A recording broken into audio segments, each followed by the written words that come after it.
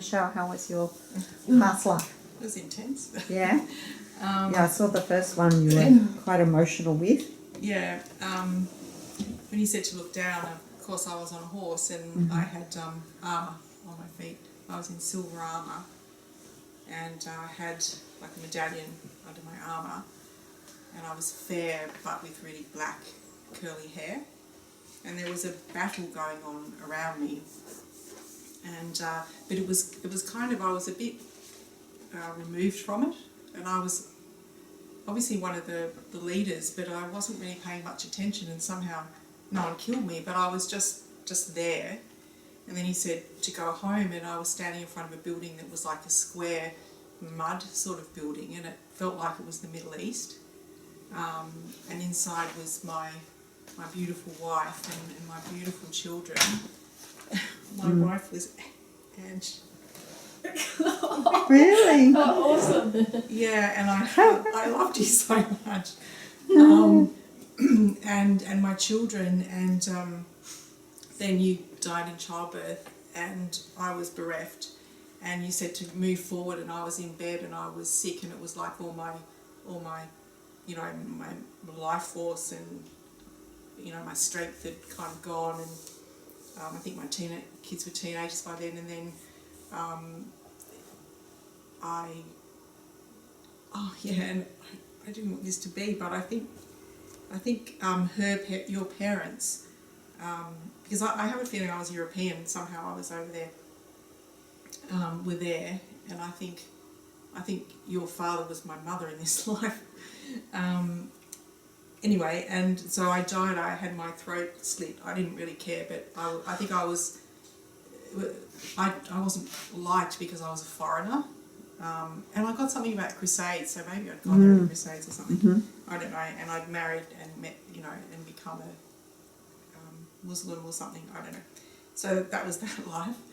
And by the way, going into that crystal cave, I was like,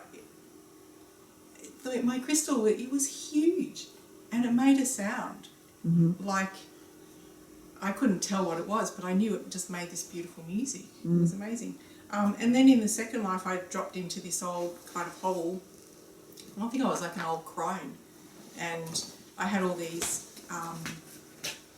you know, herbs and things hanging up, and I had a very, very solitary life, and all the kids kind of teased me and thought I was a witch, but I would go out at night and I made salves and things like that, and so I was well respected and I was a healer. And my parents had, I think they were quite wealthy, and they died when I was really young, and I don't know how. So I had this totally solitary life. But again, I hate to say it, but my mother loved me so much, and was my mother in this life, and my father was Uncle Will.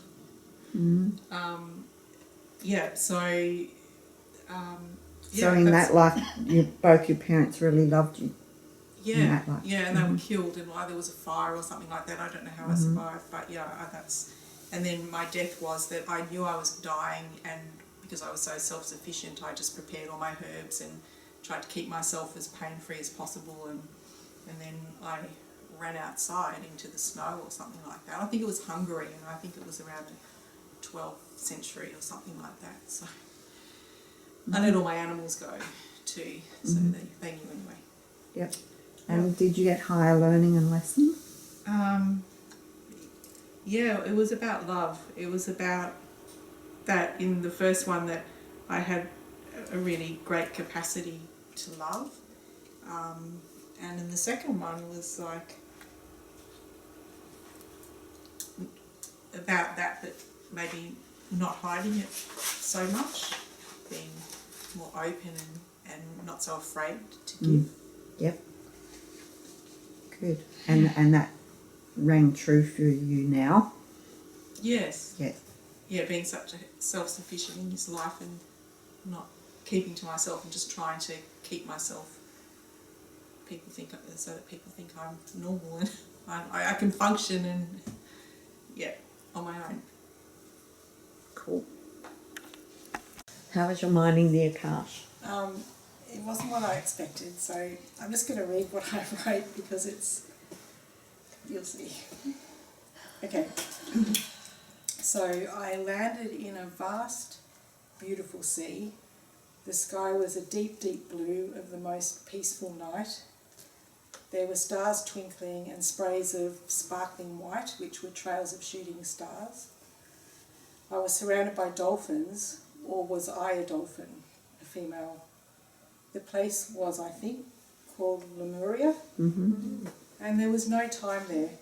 The dolphins were talking together, shining silver and laughing and poking their heads out of the sea. And then the sun rose and it came huge over the horizon. It was roaring and hissing, and it was hot and gorgeous and the most beautiful day. And there was a man in a robe with a long, luxurious red-brown beard, and he was speaking kindly in a rich and resonant voice. And when you said go to your death, I just saw this place slowly sinking beneath the water. And then when I went up to my guides, I can't remember it, it was really beautiful, I can't remember it properly, but they said that the dolphins in the ocean today are those dolphins from that place, and that I carry their DNA in my DNA. That's it. Beautiful. That's different. So lovely, Lemuria. Always unusual, different. Lovely. Yeah. Excellent.